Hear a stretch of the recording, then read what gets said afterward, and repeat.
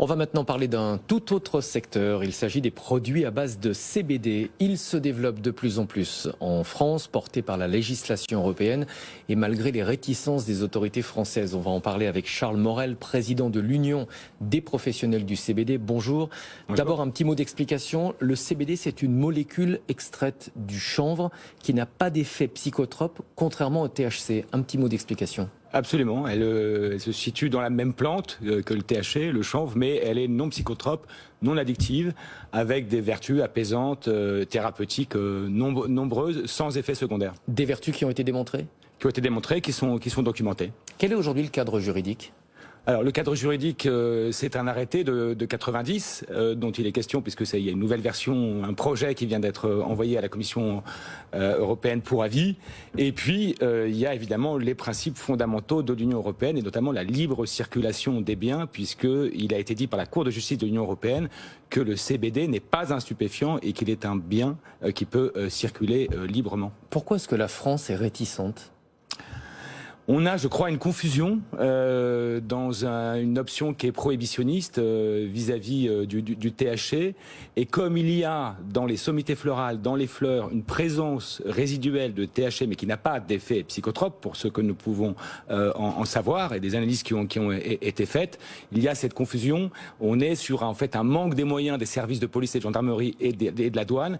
Et c'est ce manque de moyens qui est invoqué par les autorités françaises pour généraliser la prohibition des fleurs, ce qui nous paraît totalement inadapté aux enjeux et de l'économie et de la santé publique et de l'écologie, parce qu'il faut aussi parler des vertus écologiques du chanvre qui sont absolument documentées, elles aussi, sur la biodiversité, la captation du CO2, la structuration des sols. Voilà. Ouais, on va parler de l'économie dans un instant. D'abord un mot sur la politique de répression. Vous avez l'impression qu'elle est efficace en France. On est l'un des pays européens qui a la législation la plus dure en matière de cannabis, oui, et l'un des pays européens également où il s'en consomme le plus. Absolument. Donc, alors moi, je suis là en tant que représentant de l'Union des professionnels du CBD. Donc, je n'ai pas à m'exprimer sur le THC. Chacun a son opinion, mais tout le monde peut constater que la politique prohibitionniste est un échec. Et le discours des responsables politiques, c'est ça ne marche pas, donc on continue. Quelle est aujourd'hui la taille du marché du CBD ? On voit bien, il y a de plus en plus de boutiques en France qui se sont ouvertes avec des produits assez variés. Oui, alors c'est difficile de le mesurer. On est en train de le faire, hein, comme ça a été fait récemment pour la culture, l'industrie de la culture en France.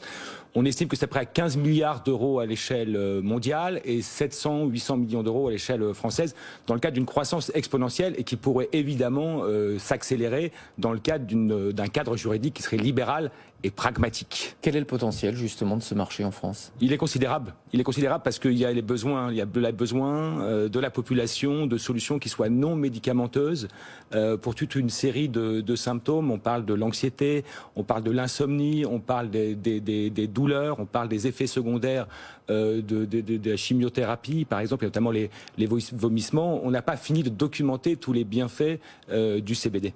Est-ce qu'il y a aujourd'hui des professionnels qui vous contactent et qui hésitent avant de se lancer parce qu'ils ont peur justement de cette réglementation trop restrictive ? Alors d'abord, il y a une génération d'entrepreneurs qui font cette filière qui est saine, qui est écologique et qui est donc tournée vers le bien-être. Il y a, je pense, un raz-de-marée, c'est-à-dire qu'on était à 1500 boutiques à peu près il y a 2 mois, on était à 1800, vous en voyez s'ouvrir, fleurir, si je puis dire, tous les jours, y compris dans les zones rurales, parce qu'il faut savoir aussi qu'il y a des milliers de buralistes pour lesquels la vente de CBD, et notamment de sommités florales, constitue un complément très important. Et on sait l'importance des buralistes en zone rurale où ce sont les derniers services de proximité. Un dernier mot vous concernant, président de l'Union des professionnels du CBD, quel est le profil de vos adhérents ? Alors pour l'instant ce sont essentiellement des distributeurs, hein. On a des franchiseurs, des boutiques spécialisées, des buralistes, donc des centaines de boutiques spécialisées, des milliers de buralistes. Comme je vous le dis, on est à peu près aujourd'hui à 1800 boutiques, on a vocation à tous les représenter.